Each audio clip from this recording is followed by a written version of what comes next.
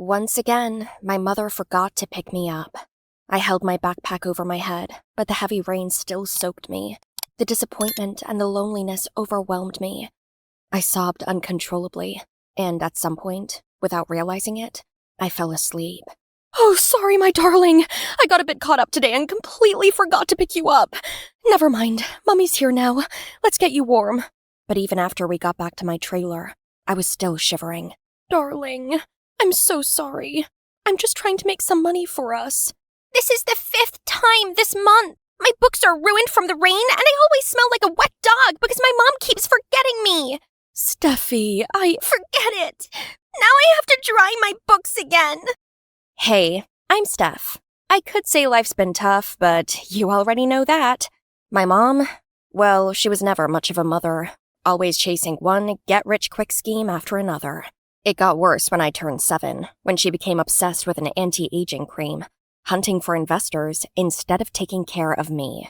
Since 2nd grade, I learned to walk home alone, eat whatever I could, and endure the nights in our empty trailer, waiting for morning to come. Oh, baby, time just flew by. I had a meeting and couldn't leave until it was over. "Mommy, I was so scared."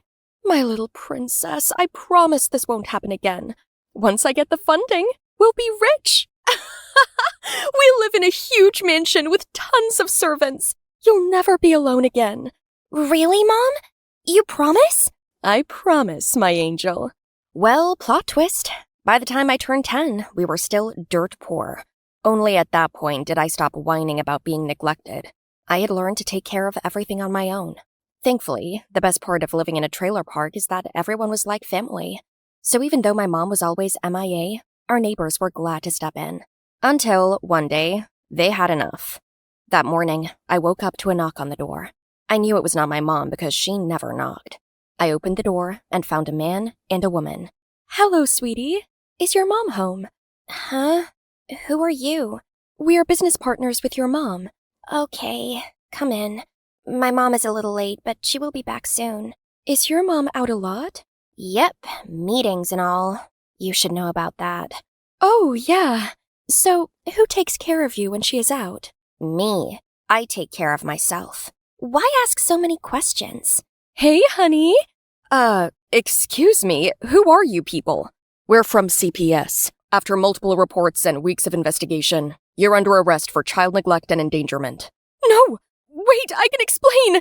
I don't want to sound ungrateful, but as I watched CPS handcuff my mom and take her away, I felt nothing. I wouldn't miss her or her parenting. Maybe I was just too used to being alone. Good riddance, I guess.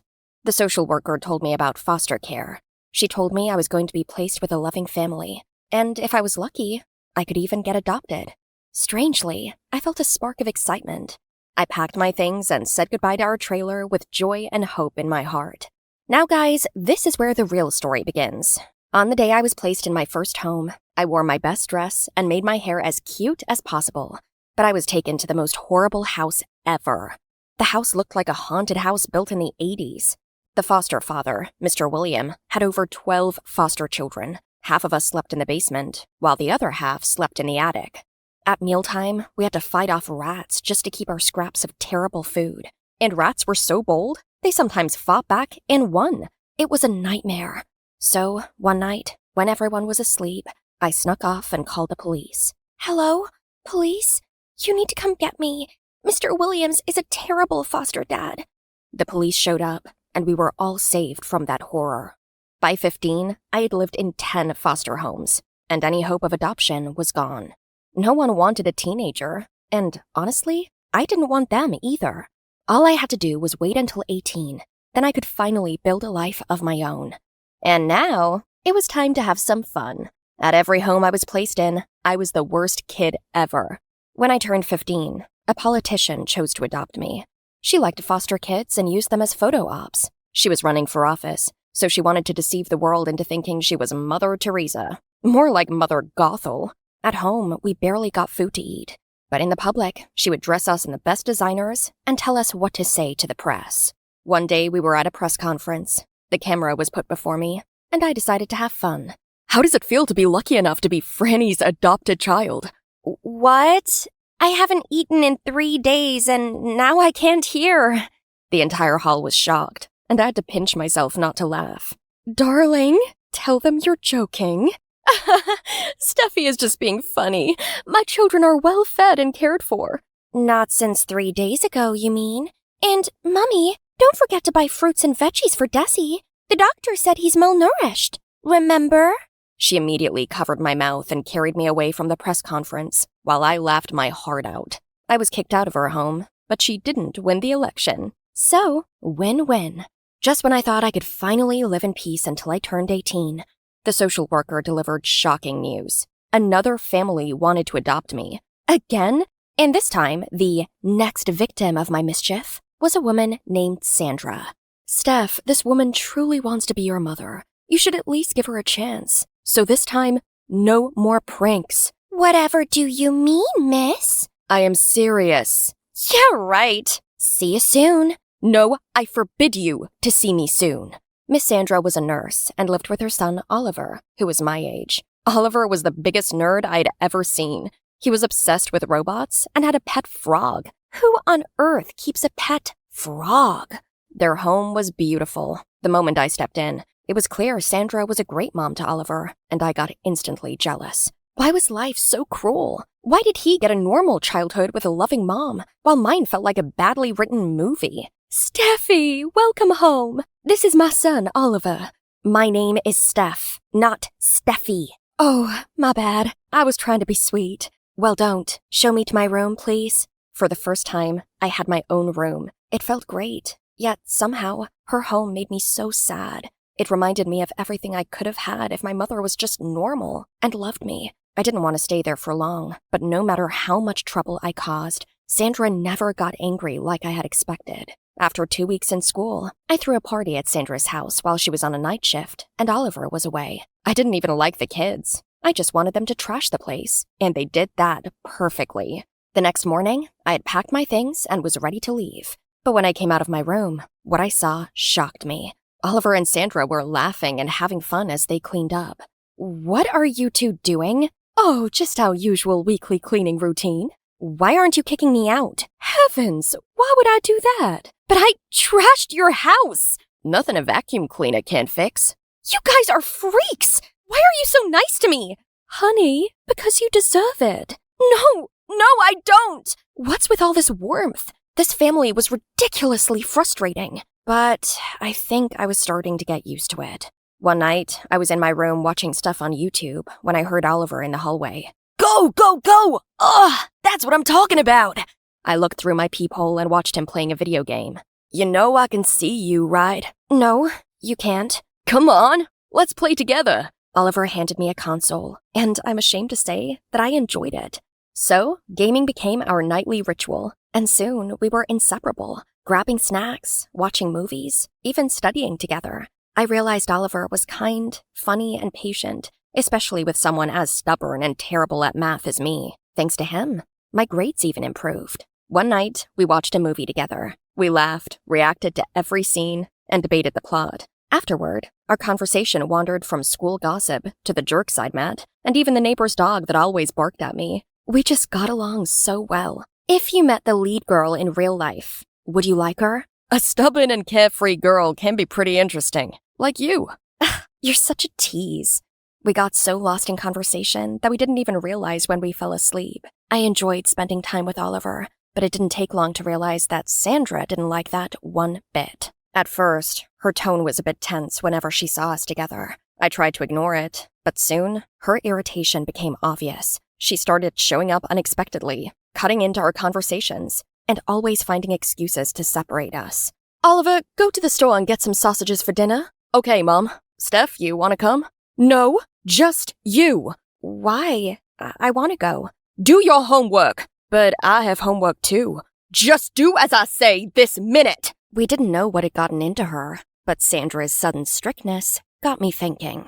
Of course, she probably hated an uneducated girl like me getting close to her beloved son. So, that was it. All the kindness and warmth was just for show. In the end, I would always be an outsider in this family. Why do you look so lost in thought? Come on, let's play something. Seriously? Don't you see your mom hates us hanging out together? What? She really likes you and sees you as part of the family. Then how do you explain the way her face changes when she sees us laughing? And how does she always find something for you to do, like taking out the trash or running errands or anything to keep you busy? Huh. True or not, I don't care. Without you around, I'd be bored to death. I hated that, but I was touched by his words. So we continued to spend time together. When Sandra was around, we pretended to give each other space. But the moment she was gone, we spent every second together. But then, one day, Sandra's strange behavior was finally explained. That day, during my weekly cleaning, I went to change Sandra's pillowcase. That's when I saw it. A youthful photo of Sandra and Mom together. Hey, sweetheart, have you finished cleaning? What is this? Oh dear, I can explain. Another lie? I'm so tired of this. I'm your aunt, Steph. I'm so sorry, but I knew that if I told you the truth, you wouldn't have given me a chance. Did my mother put you up to this? She just wants a chance to be a good mother. She is a better person now. What is going on here? The jig is up. I know the truth. Great performance from everyone, though. I grabbed my things and ran. I didn't know where, just away. The love I felt was just a lie to reunite me with a woman who hurt me. I ran until I could no longer recognize where I was. Exhausted from crying, I collapsed onto a bench. When I woke up, everywhere was pitch black. And that's when fear crept in. At my lowest moment, I saw a man in the distance. Clinging to the tiniest bit of hope, I ran straight toward him. Excuse me, can you tell me where I am?